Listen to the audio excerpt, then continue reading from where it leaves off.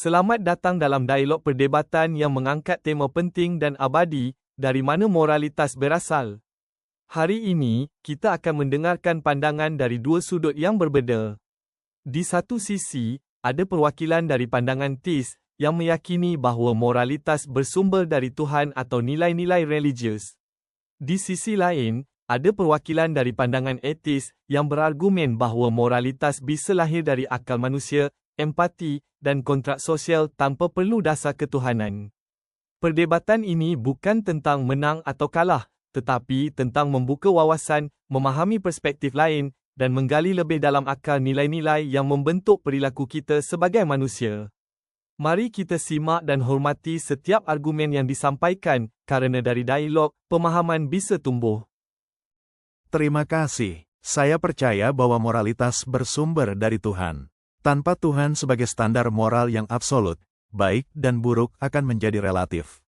Agama memberikan pedoman moral yang jelas dan universal, yang melampaui opini pribadi atau budaya.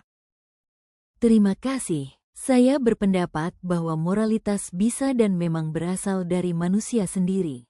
Empati, akal sehat, dan pengalaman kolektif membentuk sistem moral kita. Kita tidak butuh Tuhan untuk tahu bahwa membunuh atau mencuri itu salah. Kita tahu itu karena kita merasakan penderitaan dan menghargai keadilan. Tapi jika tidak ada Tuhan, apa dasar objektif untuk menyebut sesuatu benar atau salah? Moralitas buatan manusia bisa berubah-ubah, dan apa yang dianggap benar di satu negara bisa dianggap salah di negara lain. Benar bahwa moral bisa berkembang, tapi justru disitulah keindahannya. Moralitas manusia bisa menjadi lebih baik seiring kemajuan pengetahuan dan empati. Misalnya, dulu perbudakan dianggap wajar oleh banyak agama dan budaya, tapi sekarang kita tahu itu salah. Tapi tanpa Tuhan, siapa yang menentukan kemajuan itu?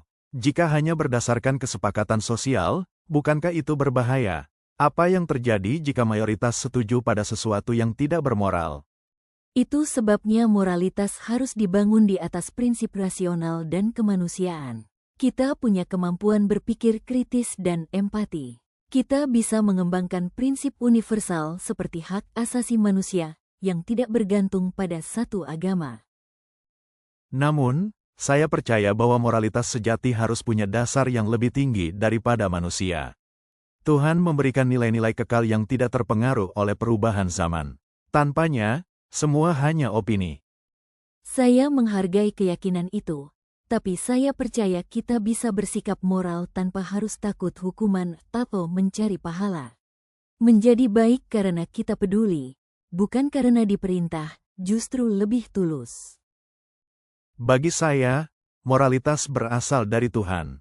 Tanpa fondasi ilahi, kita akan kehilangan arah moral. Keyakinan kepada Tuhan memberi tujuan, standar, dan makna bagi kehidupan yang bermoral. Bagi saya, moralitas tumbuh dari pengalaman manusia. Kita tidak perlu supranatural untuk memahami penderitaan atau keadilan. Moralitas bisa lahir dari hati dan akal manusia yang peduli. Kita telah mendengar dua sudut pandang yang berbeza namun sama-sama serius dalam mempertanyakan dan memahami asal-usul moralitas. Bagi yang percaya, Tuhan adalah sumber kebaikan tertinggi dan kompas moral umat manusia. Bagi yang tidak, moralitas tetap bisa berdiri kokoh melalui empati, nalar, dan kesepakatan sosial. Apakah moralitas memerlukan fondasi transenden atau cukup dengan fondasi rasional dan kemanusiaan? Itu adalah pertanyaan yang mungkin tidak selesai hari ini, namun semoga diskusi ini memberi kita sudut pandang baru. Terima kasih kepada para pembicara dan kepada anda semua yang telah menyimak dengan fikiran terbuka. Karena, pada akhirnya, baik percaya atau tidak, kita semua mencari hal yang sama, hidup yang lebih baik, adil, dan bermakna.